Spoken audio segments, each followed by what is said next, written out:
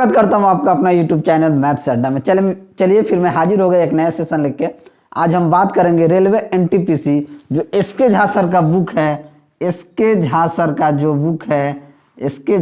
जो बुक है NTPC practice set. हम प्रैक्टिस सेट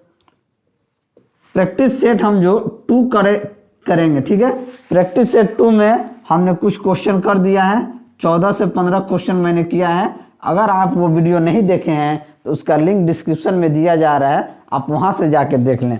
आज हम क्वेश्चन नंबर 55 से यानी क्वेश्चन नंबर 55 से लेके 70 तक क्वेश्चन करके प्रैक्टिस सेट 2 को खत्म करने वाले हैं। तो चलिए, अगर आप हमारे चैनल पे नए हैं तो चैनल को सब्सक्राइब कर लें और वीडियो को अंत तक देखें ताकि आपका उसका फायदा मिल सके। तो चलिए शुरू करते हैं। आज का पहला क्वेश्चन है क्वेश्चन नंबर 55। क्वेश्चन नंबर 55 ये प्रैक्टिस सेट 2 है, ठीक है। इसको कोना में लिख देते हैं इस साइड। सेट नंबर 2 है, ठीक है।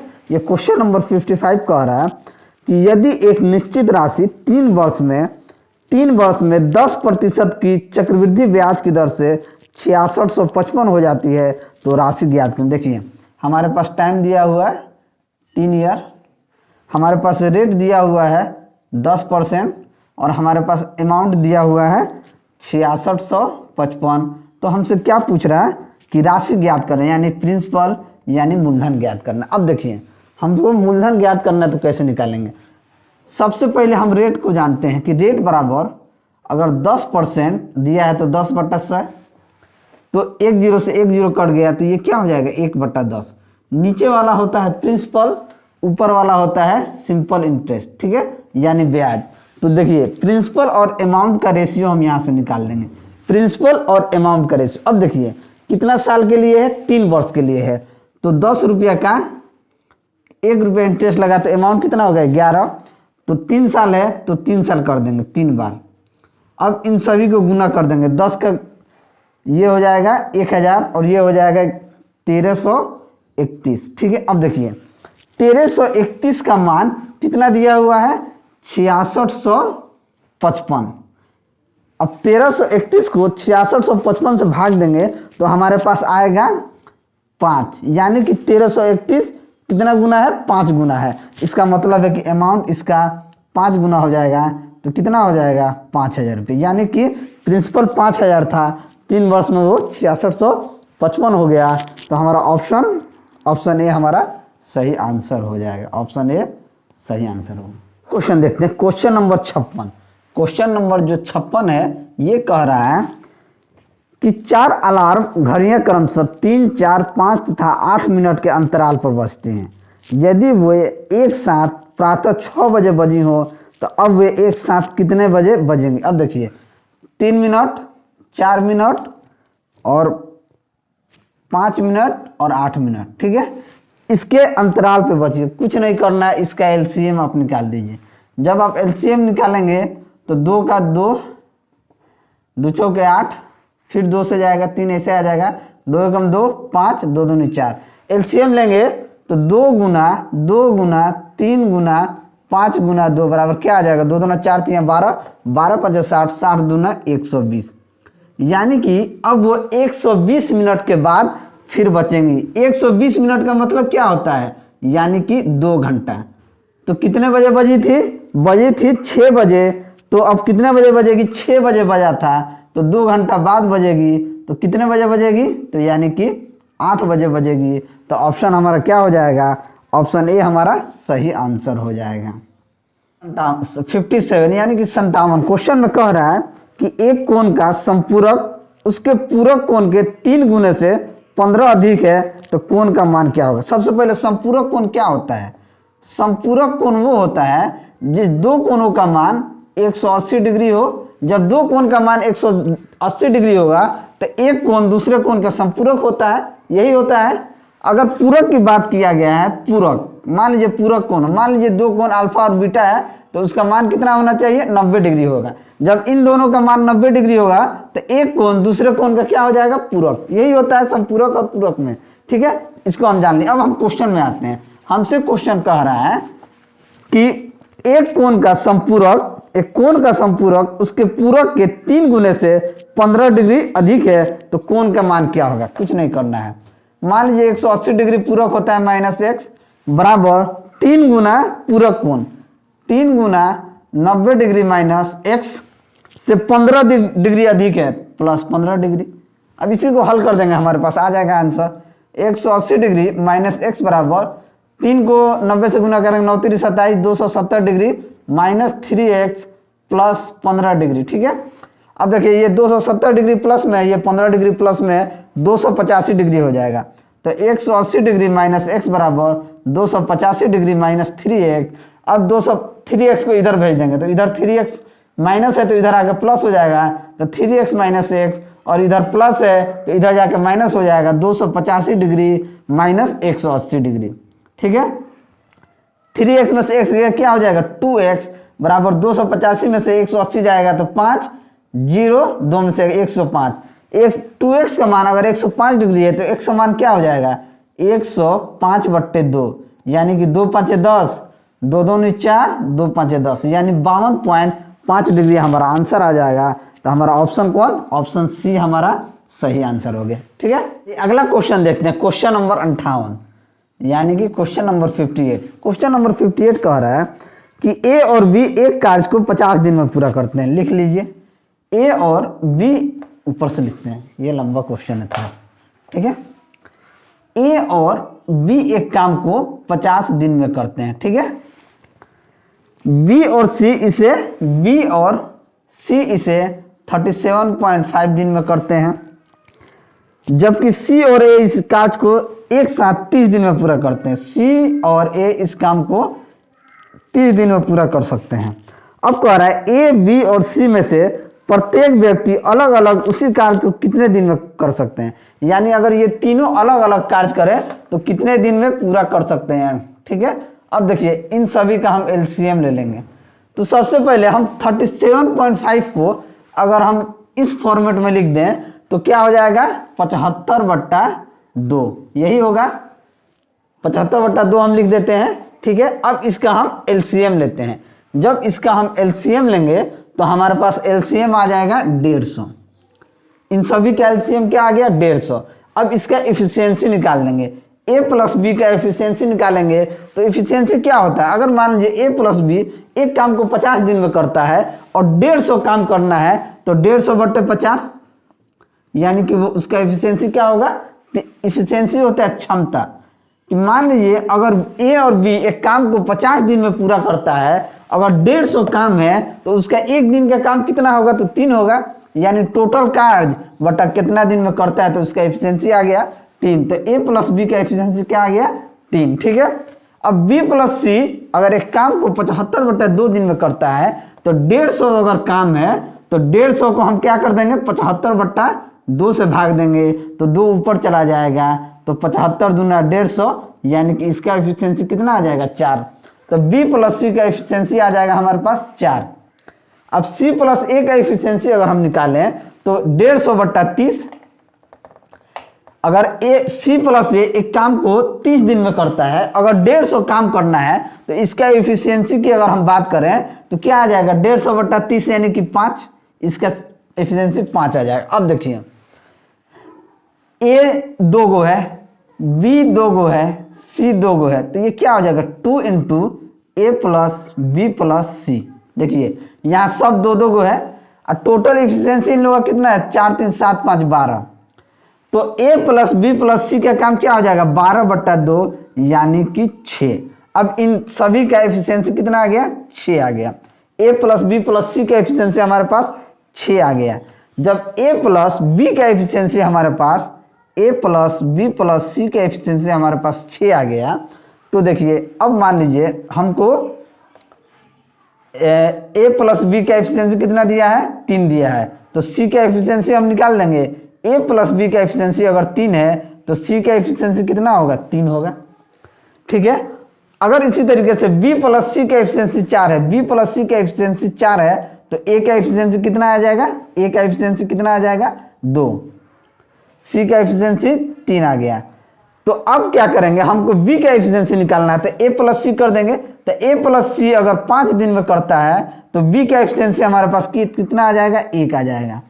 अब देखिए 2 1 3 ये एफिशिएंसी हो गया ए बी सी का। अब कह रहा है कि तीनों अलग अलग काम करे तो कितना दिन में करेगा, तो ए 2 का एफिशिएंसी काम करेगा ए, तो 150 काम कितना दिन में करेगा, 150/2। बी एक काम को उसका एफिशिएंसी 1 है तो 1/50 1 से करेगा, और सी का एफिशिएंसी कितना है 150/3, तो ये 3। ए करेगा 75 दिन में, बी करेगा 150 दिन में, और सी करेगा 50 दिन में। इन सभी का काम कितना हो जाएगा, 75 150। तो ऑप्शन हमारा कौन सा सही होगा, तो ऑप्शन हमारा 75 150 50, यानी कि ऑप्शन डी हमारा सही आंसर हो जाएगा। ठीक है, बिल्कुल कुछ नहीं करना है, इन लोग पहले एलसीएम निकालना है, पहले एलसीएम निकालनी है, और उसके बाद हम इफिशियंसी, ये फ्रैक्शन में है 0.5 है, तो हमने सोचा कि इसका इस तरीके से कर दें कि हमारा 0.5 ना हो। ठीक है, तो हमने इसको 75/2 कर दिया, उससे कोई फर्क नहीं पड़ता है।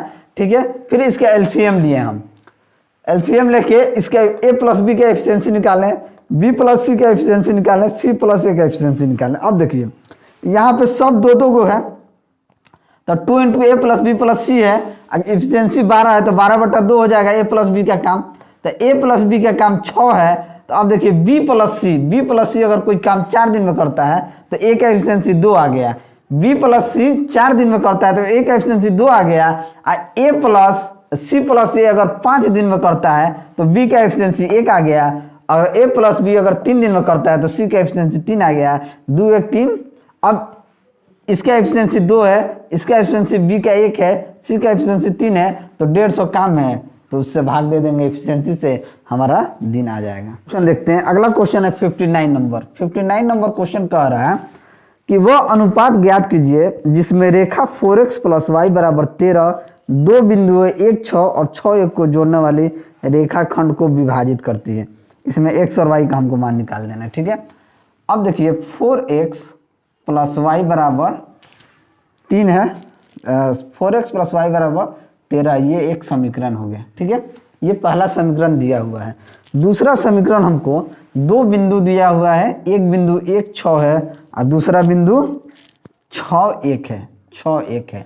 अगर हम पहले वाले को x1 माने तो ये दूसरा वाला y1 होगा, ये हमारा x2 होगा, तो ये हमारा y2 होगा, यही होगा। ठीक है, तो देखिए इसका क्या फॉर्मूला होता है, y - y1 / x - x1 = y1 - y2 / x1 - x2। जब दो रेखाखंड को, एक समीकरण को इस तरीके से बांटे तो हमारा फॉर्मूला यही होता है ज्योमेट्री के हिसाब से। तो हम क्या करेंगे, कुछ नहीं करना है, y ज्यों का त्यों रहेगा, y1 हमारा 6 है तो यहाँ पे 6 लिख देंगे, और x ज्यों का त्यों रहेगा, x1 हमारा 1 है तो इसको 1 लिख देंगे। अब बराबर में y1 हमारा कितना है, y1 हमारा 6 है और y2 हमारा 1 है, तो 6 - 1 x1 हमारा 1 है और x2 हमारा 6 है, इसको 6 कर देंगे। अब यहाँ से हमारे पास क्या इक्वेशन आ गया, y - 6 / x - 1 = 6 में से -1 गया 5 और 1 में से -6 गया -5, यानी 5 5 कट गया, इसका मान हमारे पास -1 आ गया। इक्वेशन हमारे पास बना y - 6 / x - 1 = -1। ठीक है, -1 बचा, तो ये क्या हो जाएगा, y - 6 = इस गुणन -x + 1। ठीक है, तो x इधर आ जाएगा तो x + y और ये -6 इधर चला जाएगा, तो क्या हो जाएगा 6 + 1।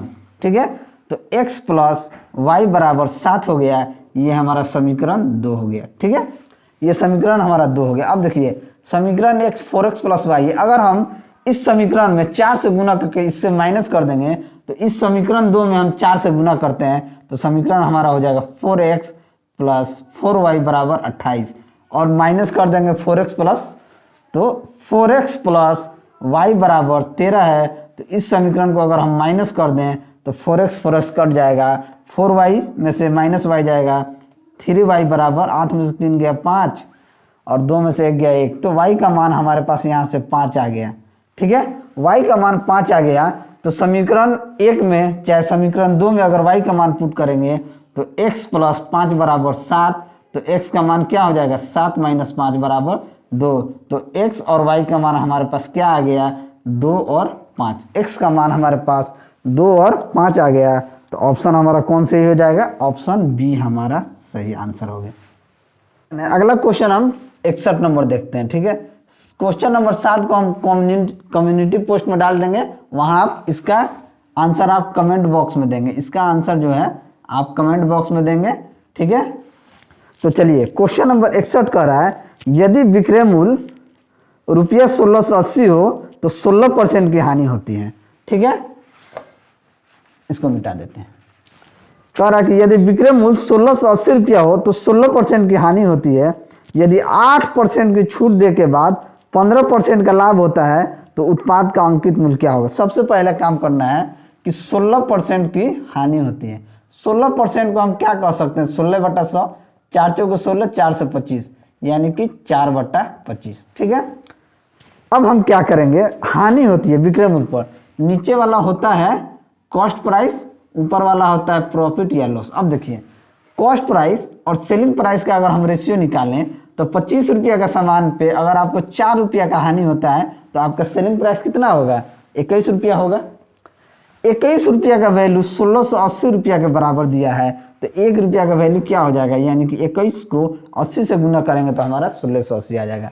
तो ठीक 25 को 80 से गुना करेंगे तो हमारे पास आ जाएगा 2000, यानी कि उस वस्तु का कीमत 2000 रुपया था और 16% के हानि पे बेचना पड़ा तो 1680 का हुआ।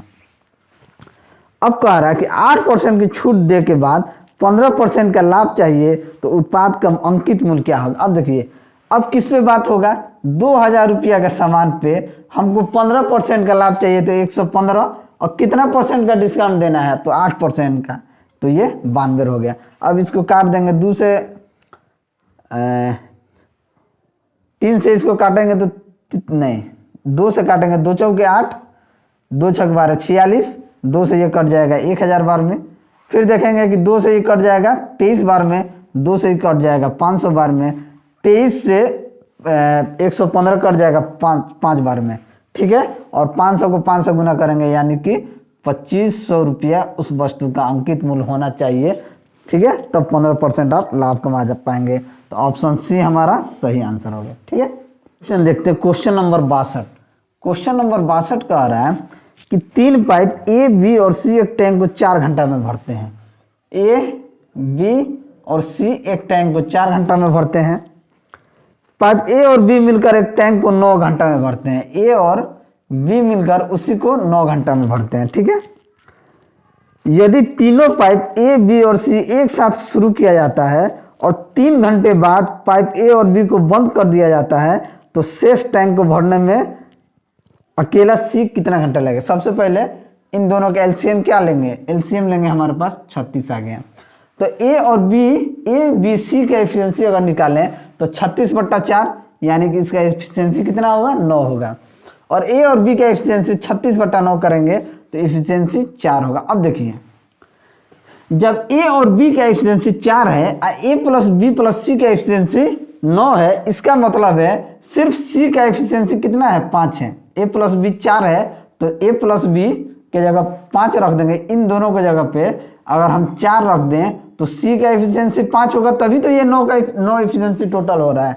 ठीक है, अब क्वेश्चन में क्या कह रहा है, अब क्वेश्चन कह रहा है कि अगर ए बी और सी को एक साथ शुरू किया जाता है और 3 घंटे बाद बंद कर दिया जाता है, अगर 9 के एफिशिएंसी से 3 घंटा तक चलाया जाए तो ये टंकी कितना देर में भर, 9 गुना 3 यानी कि 27 लीटर, मान लीजिए टोटल 36 लीटर टंकी पानी में भरना है, 36 लीटर पानी भरना है। और ए प्लस बी प्लस सी का एफिशिएंसी 9 है और 3 घंटा चला दिए तो 9 3 27 लीटर तो पानी इसके अंदर भर गया। तो अब कितना लीटर बन गया, 16 में 7 गया, अब 9 लीटर पानी बचा भरने के लिए।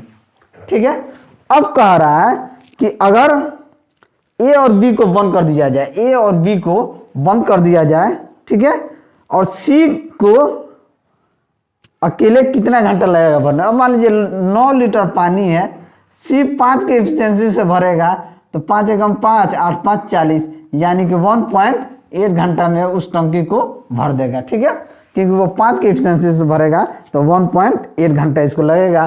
तो ऑप्शन बी हमारा सही आंसर हो गया। चलिए अगला क्वेश्चन देखते हैं, क्वेश्चन नंबर 63। एक चाय के व्यापारी के पास 3 किस्म की चाय बेचने के लिए ब्रांड है। ए को 252 रुपये प्रति किलो, ब्रांड बी को 280 रुपये प्रति किलो तथा ब्रांड सी को 316 रुपये प्रति किलो की दर से बेचा गया। वर्ष के अंत में वो पाता है कि उसके पास ब्रांड ए की चाय 274 किलो, ब्रांड बी की चाय 197 किलो और ब्रांड सी की चाय 54 किलो बच गई है। वह तीनों को मिश्रित कर देता है और मिश्रण को 283 रुपया 50 पैसा प्रति किलो की दर से बेचता है। तो बिक्री पर उसका लाभ या हानि क्या है, ये हमको निकालना है, ठीक है। चलिए ए ब्रांड को बेचता है 252 रुपये प्रति किलो के हिसाब से, और ए ब्रांड कितना बेचता है तो 274, प्लस बी को बेचता है 280 रुपये प्रति किलो के ब्रांड से और बी कितना है 197, प्लस सी को बेचता है 316 रुपया के हिसाब से और उसका ब्रांड कितना है 54 किलो, ठीक है। अब इन सभी को गुना करके जोड़ देंगे तो हमारे पास आएगा 1,41,272, ठीक है। अब क्वेश्चन में कह रहा है कि जो ए बी और सी तीनों ब्रांड है वो कितना है 274 प्लस 197 प्लस 54, इन सभी को जोड़ के इन सभी का मिश्रण करके वो 283 रुपया 50 पैसा के दर से बेच देता है। तो इन सभी को जोड़ के 283 रुपया 50 से गुना कर देंगे तो इन सभी को जोड़ेंगे तो हमारे पास आएगा 525 रुपया इंटू 283.5। इन सभी को गुना करेंगे तो हमारे पास आएगा 1,48,837 रुपया 50 पैसा, 1,48,837 रुपया 50 पैसा।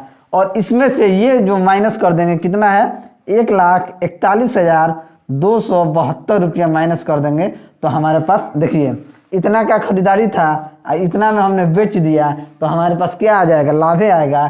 5 के 5, 7 में से 2 गया 5, 13 में से 7 गया 6, 7 में से 2 गया 5, 8 में से 1 गया 7, यानी कि 7,565 रुपये 50 पैसा। तो हमारा आंसर कौन हो जाएगा, ऑप्शन ए हमारा सही आंसर हो जाएगा। अगला क्वेश्चन देखते हैं, क्वेश्चन नंबर 64 क्या कह रहा है कि एक समचतुर्भुज की घूर्णी समरूपता का क्रम क्या होगा। समचतुर्भुज है उसका घूर्णी का समरूपता का क्रम क्या हो जाएगा। तो अगर मान लीजिए इसको इस तरीके से बनाइए कि उसको घुमा सकें। मान लीजिए कि एक समचतुर्भुज है, ठीक है, इसको अगर इधर से घुमाएंगे तो ये कैसे घूमेगा, इस तरीके से कुछ घूमेगा, ठीक है। तो इसका समरूपता का क्रम क्या होगा, इसका समरूपता का क्रम 2 होगा।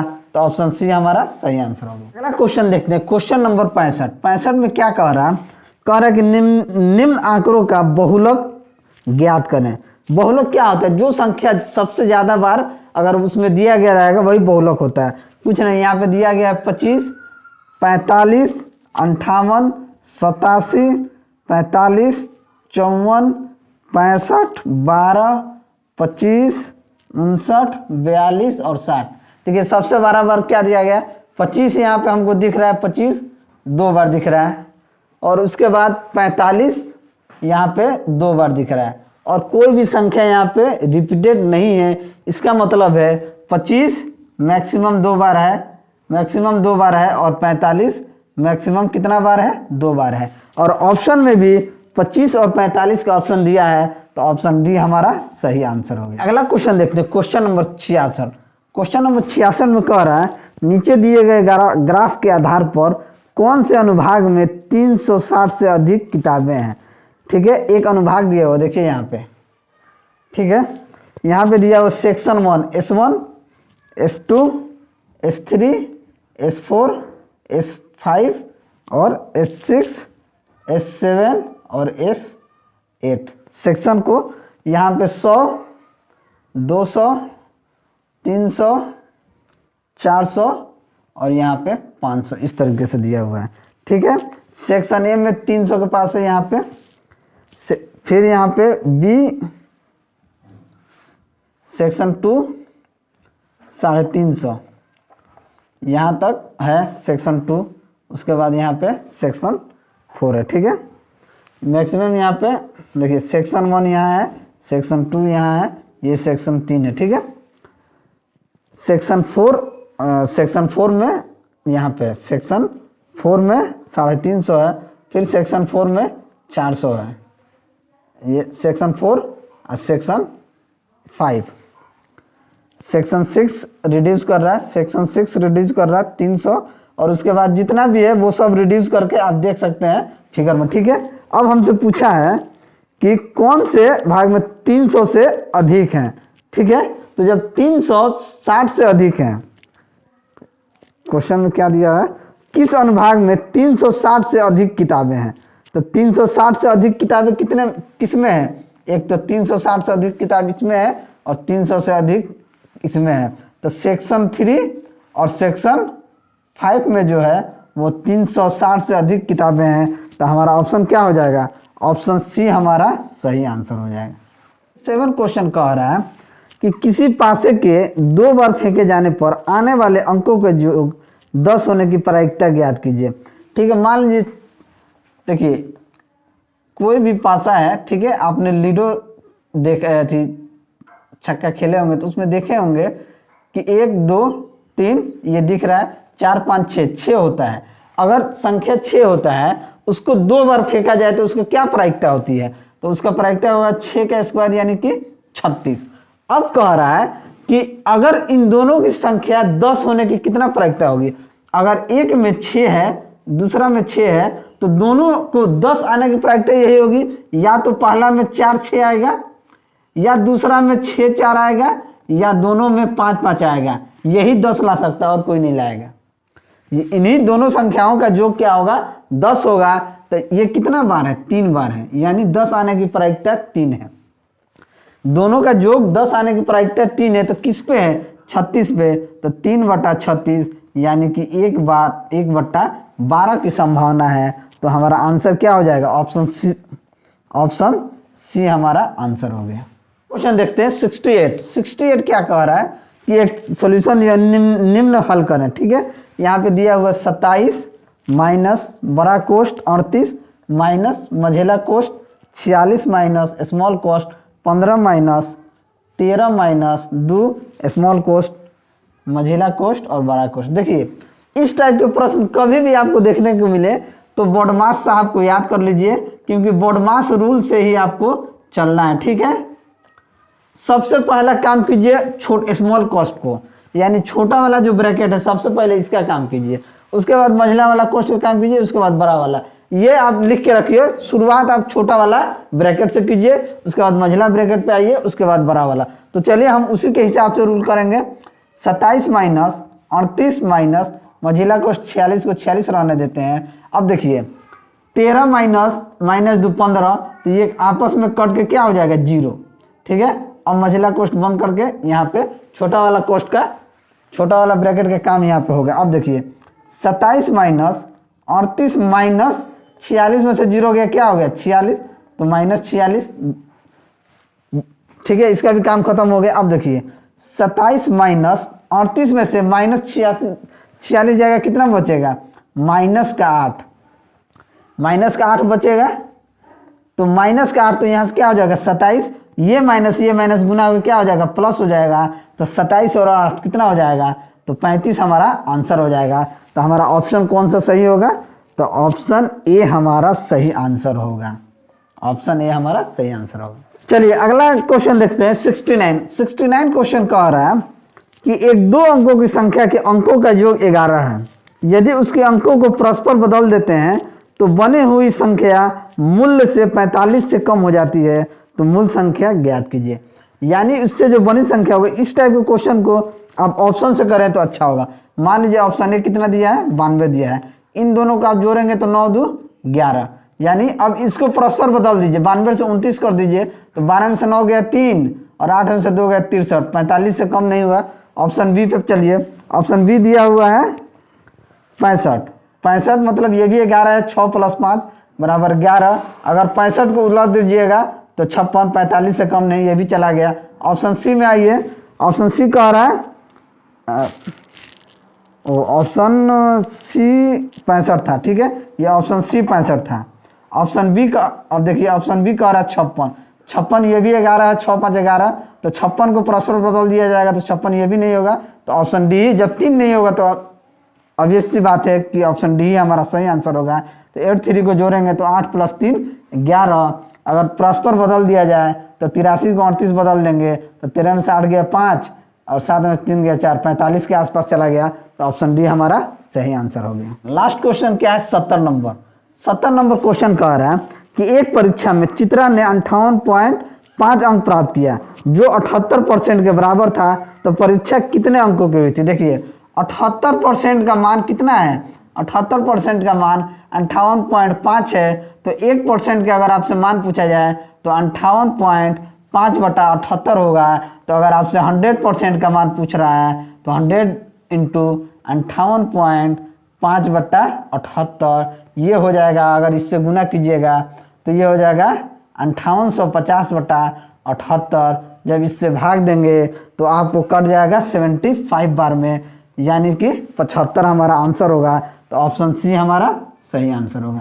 तो चलिए, अगर हमारा वीडियो आपको अच्छा लगा हो तो वीडियो को लाइक करें, दोस्तों में शेयर करें। अगर आप हमारे चैनल पर नए हैं तो चैनल को सब्सक्राइब करें। मैं ऐसे ही वीडियो लेके आपके सामने हाजिर होता रहूँगा।